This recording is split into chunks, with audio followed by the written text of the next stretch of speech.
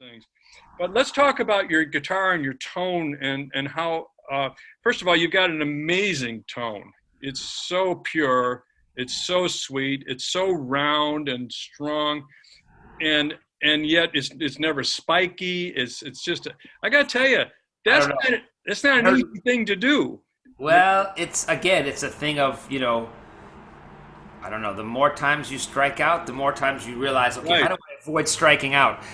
The next time someone's throwing those kind of pitches at me, I just heard a recording recently, and I was like, the tone on the guitar is exactly what I would not want it to be. Like the way it kind of ended up coming out and mastering, it's like, oh, it's really way too One sharp. of your recordings. One of my recordings, it's just like I'm whatever. I'm not one to look back, but I'm sorry that's kind of I let it go because I really was like the times. And now that I hear it back a few years later with some perspective, and I'm all these years working on my sound, trying to have it be more consistently, you know, not what I don't want it to be. I can't really say, I can't really speak in terms of like how often, like maybe for 4 bars, it's like, yeah, the guitar sounds nice for 4 bars. Then something comes along and no, it's not totally right yet. But there's some recordings where whether it was, I mean, it's mostly me, but Wow. something about the way it's recorded or the way the amp, the connection, maybe how I was in a place where I was playing too hard or all these, it's Yeah. very hard to be consistent, but you know, the way I want it to be, and sometimes I can kind of almost get there. Is has that sweetness and roundness, and not sharp, but also not afraid of treble. Like I No, never wanted to get the woofy, no, you don't have awful, that. You got a nice. awful dark sound. Whatever sound is a combination of all the people's sounds on the guitar that I like. Kenny Burrell, Grant Green, Yep. Wes, Jim Hall, Jimmy Rainey, the people, like things lots of people had really great sounds.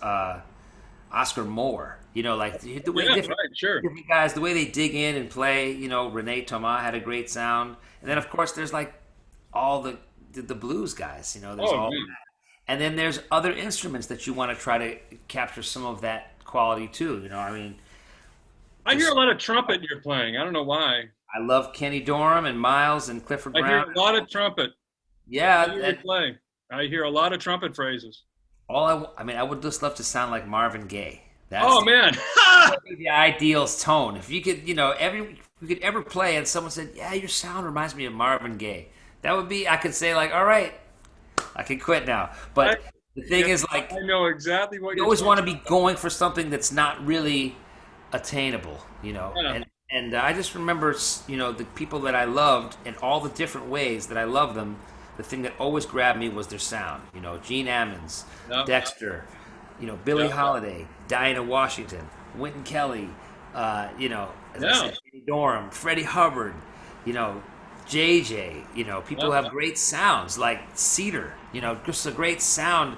Sonny Clark. Like just Paul Chambers. Like just Pettiford. Like people who just like the way they articulate. You can tell there's a deep connection to the musical mind, and then what the instrument disappears. I got to play with Bobby Hutcherson, and I would be like 4 feet away from him, and he's playing this instrument which is just like metal bars. Right. Right. Sometimes he puts a motor on to get the vibrato sound, and he's hitting them with wooden sticks with cotton at the end of the wooden sticks. It's like Right. wood, cotton, and metal. And Like that's that's the instrument, and it's just a keyboard laid out there, yeah. and how he's able to express so much on this instrument that you can't blow into, you can't bend the notes, you can't. Right. It's just the sheer will of human expression. Like it definitely triumphs over any instrument obstacles that you might encounter. So part of mastering an instrument is just to kind of like be dealing with these obstacles, yet at the same time give the illusion that like, what obstacles? There's no obstacles. It's just kind of like. But for Marvin Gaye to have that control in his voice, I'm sure he had to work very hard. He had a natural thing, but that's also work. He made the notes. He was very fluid. It's sensitivity. It's touch, and Yeah. so playing an instrument, getting a sound, is all about touch. And Yeah. and that is the thing that I've had many instances where I would hear the sound back that I made, and be like, nope, that's not what I Yeah, want. There's some things that are okay, but there's a lot that I don't want there. So how do I get rid of the stuff I don't want? That's yeah, been my journey with trying to get a sound. I yeah. mean, I wonder what a classical, someone who studies the voice would how they would respond. Because I mean, there's that video of Marvin Gaye rehearsing his band. They're rehearsing that song "I Want." You ever seen that? And he's laying down on a couch, Yeah. singing, like laying, and he's rehearsing the band. He's telling them, "Go to the bridge, go to the bridge," or chorus, or something. He's like giving them instructions. They're kind of like working different Yeah, no, as that's young guys in the band. Oh, it's a great video. It's like Marvin Gaye rehearsing "I Want You." I And haven't seen that. I'm going to definitely young check cats that are out. just they're grooving so hard, and you could tell they're just like Yeah, the they're just groove like is, so happy to be around Marvin, who's just like yeah, like he is the groove, and they yeah, sound great, but he's just singing on his back yeah. basically. Which is not You're not supposed to be able to do that. Your diaphragm isn't in the right spot, and how do Marvin Gaye, he can do anything he wants. that's the thing. He sounded so incredible singing, Yeah, like just in the position that you're not supposed. No one would yeah. ever. He created it out of sheer will. I mean, like, because his Yeah. technique was it was a hybrid of a lot of things, and that's And why it doesn't sound like anybody else, yeah. and nobody sounds like him. I mean, But his ears were so deep because the way he would sing harmony with Tammy Terrell in those early oh, recordings, it's great. it's just like wow, his harmony parts are so deep, and the way he phrases them, it's like he really like he made her sound better in a Oh, way, no doubt about that. and they sound beautiful together because of the blend of like Yeah, her voice is like this tart thing, and he's like this, and it's beautiful. It's just like you check out Miles and Coltrane. It's like yeah, that's the same difference of character that when put yeah, together. that's a great point you just made. I mean, that's I mean, that's what's beautiful about hearing people yeah. play together. Is how they put their sounds together. Well, it's funny. What I'm remembering, I was watching you play with Bill on one of the I think it was at the Vanguard sessions, and I was listening to what you were doing and what he was doing with you. Yeah, Bill Stewart, I'm talking about, the yeah. drummer. And I One of was, the oh man, that is. greatest listeners ever. I mean, he always has you. He'll always make I mean, whatever you're it's playing. it's awesome. I just go because I let's talk Um, about what comes next, okay. which is your newest recording. Rather than me sit there and I want you to tell me, why don't you tell us about what comes next, which it just came out last week. So tell us about what comes next.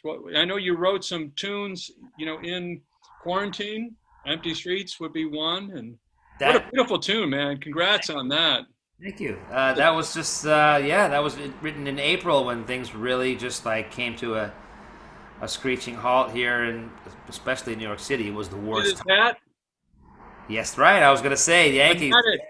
Well, the thing about the recording was just the good people at Smoke Sessions, Paul Stash and Damon Smith.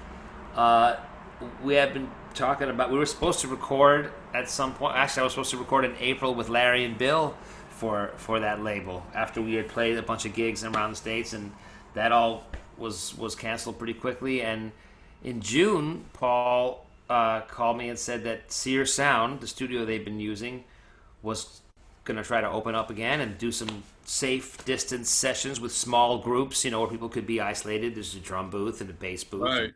So they're like, we have the studio where everyone's going to be tested, and we're going to everyone's going through the protocols. And he just said, "Do you want to do a session?"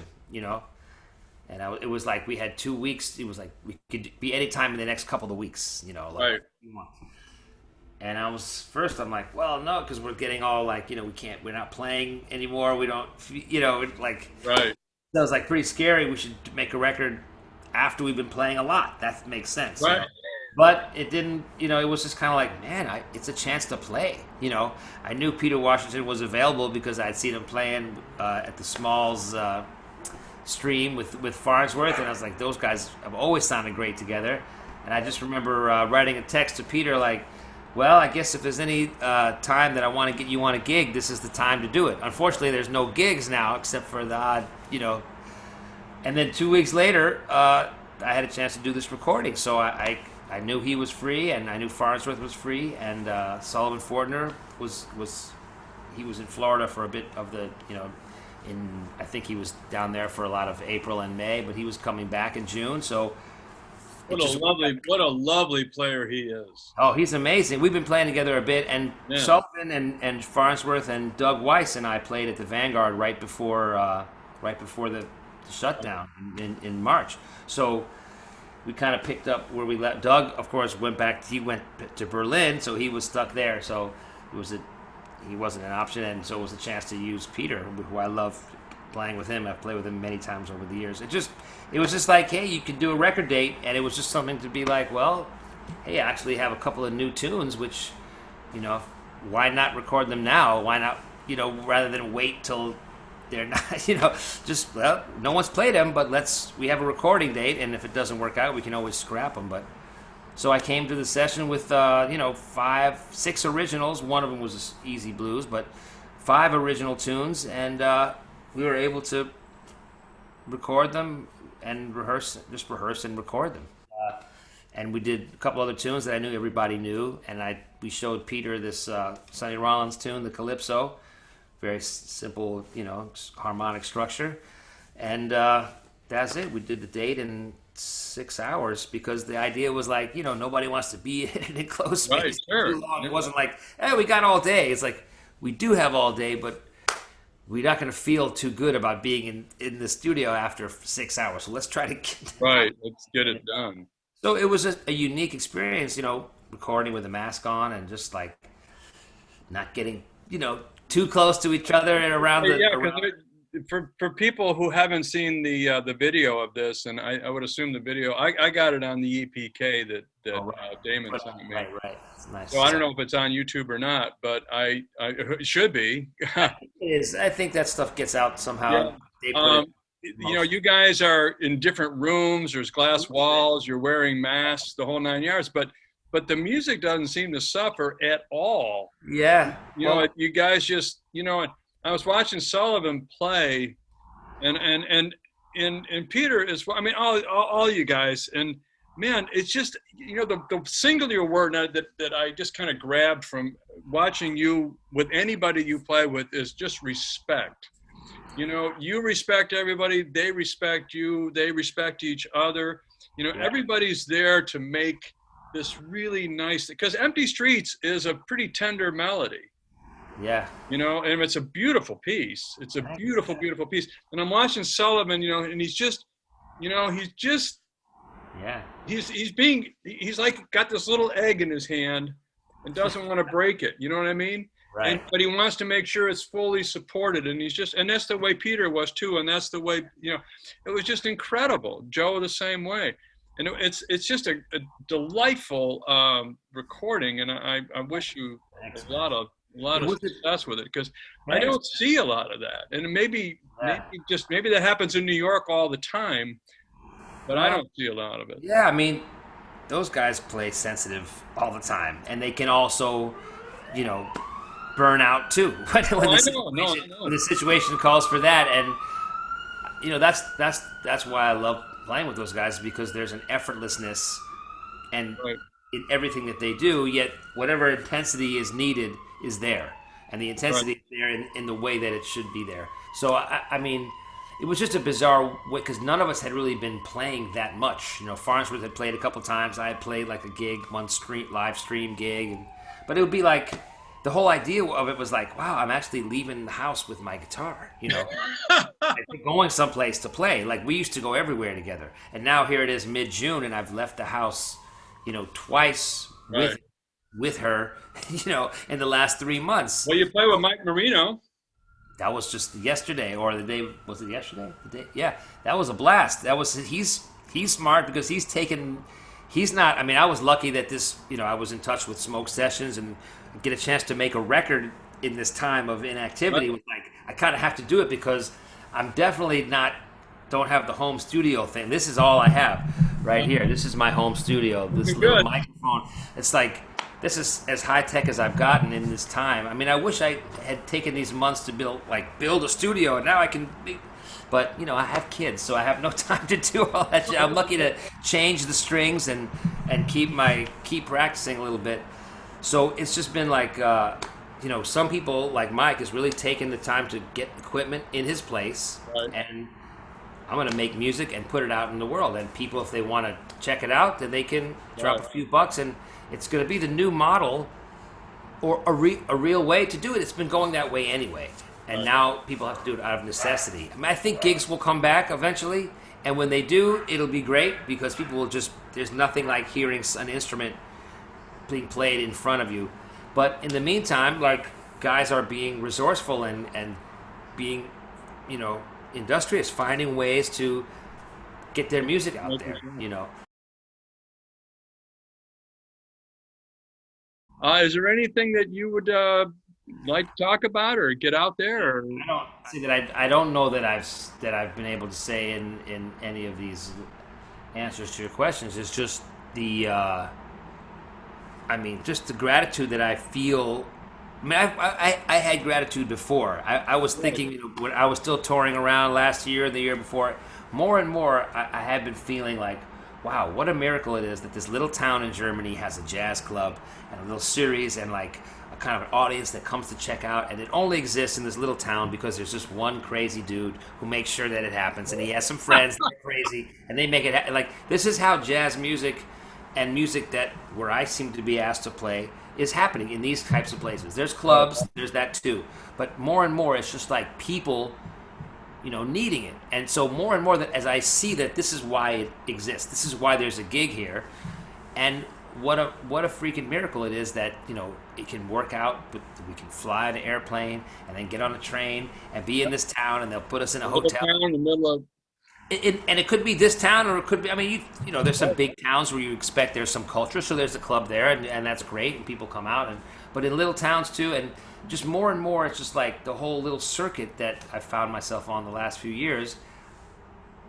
Rather than have it becomes familiar to me, as like, oh, here we're in this little town again, which we kind of know from having been here, yeah. twice in the last 5 years or whatever, is just like, what a freaking miracle it is. What a freaking miracle that there are enough people that will come out and take their Yeah. evening and come hear us and like dig it enough to like come back the next time, and maybe they want to buy a CD or whatever, and just like that's a freaking miracle. And I was thinking like this is so incredulous that it's got to be hanging on by a thread. And so of course the thread got Yeah, this right. thing came along and it's not here, and I was like, that's not fair because I really wasn't taking it for granted at all. No. But at the same time, that in this, I mean, not fair. I mean, I'm saying like, Right. I understand. obviously, when the thing came along, a lot worse stuff was happening than people losing gigs. Right. Oh, yeah. Perspective. Well, yeah.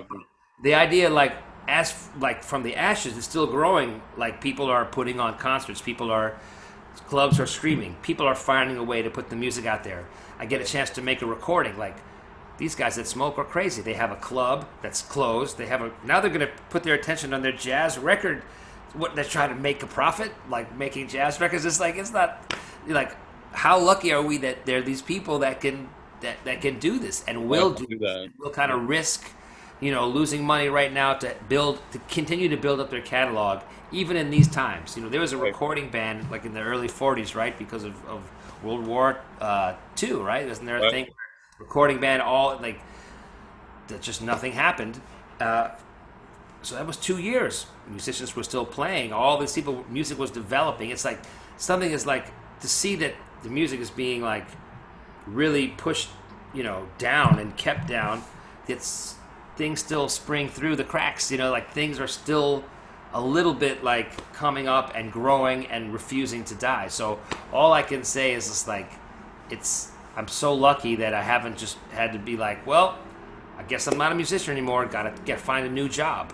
I'll just be a gardener or something like that. Like I'm so lucky that I can still be a musician, even though the music, I mean, Smalls has been doing this every day since June 1st or whatever, presenting music, streaming it. It's like those guys are crazy. Like it's like jazz is like a burning building, and every day those guys just run into the building and like saves a few cats and bring them out. Like that's basically what they're doing every day. It's like there's the fire, it's still raging. They just put on their gear and they just go in there and like we saved a couple of cats today. Here they are. They reunited with their owners, and that's what they're doing every day. And this will happen until things can come back. And I'm hoping that there's just some kind of true appreciation of like what you say, like it's not the same. Stream, Right. Zoom, all that stuff. It's not the same as going to a place and feeling how people's instruments are affecting the Yep. It's not. vibrations. They're making vibrations in the air that Right. we're. It's not the same thing No. as as It's really not in the best of circumstances. yeah, It's really yeah. not. Well, listen, Peter, I can't thank you enough. I mean, Thank you, man. It was really a pleasure. you're your playing is just, I mean, it's stellar, and your gift of sensitivity to the music is something that, I mean, I know I'm impressed by it. I'm inspired by it. I Actually, I'm appreciate thinking, I usually go on Thursday nights. There's a regular thing at this club, and I go and I do 3 or 4 tunes, with the it. It's guys. happening now. It's happening still. Yeah, it's still happening. She only lets 16 people in the room, Right. believe it or Right. not, and then she streams it. And but you've given me some ideas in watching your approach. I'm gonna try to have a little bit of a Peter Bernstein moment when All right. I'm gonna take my bigger guitar and think about that pure tone and all of that. And I just think you're sensational. I really do. I think you're playing. I mean, again, you remind me of Jim Hall in that you're very gracious with in the respect and all of that. It's just wonderful, and obviously a lot of other not people think so. I mean, your peers and all the players in the world that you've worked with. I mean, you get selected to play with the best of the best. Super lucky. Yeah. I'm Well, I very. was lucky. I don't know. I heard you use the term lucky. I think that it's you worked for it. You deserved it. You can say you're blessed or lucky or whatever you want to Both. call it. But It's both. It's you've definitely a lot. taken the most of your opportunity, and you have definitely you've taken your talents, and I just think it's wonderful. So I don't know. I'm starting to sound kind of stupid here, but Thanks. I look forward to hearing you play, man. For well, I'm sure. not. I'm just a dude with a guitar. But I admire what you're doing. We're here at the magazine, here at Jazz Guitar Today. Yeah. Nice. Whoa. Um, we're trying to do our part to run in the building and save the cats. So That's right. That's all you get. You appreciate that. Yeah. Right thank you, on. Peter. I'll see you, man. All I right. really appreciate it. Okay. I Bye appreciate bye. it. Thank you, man. Bye. Bye.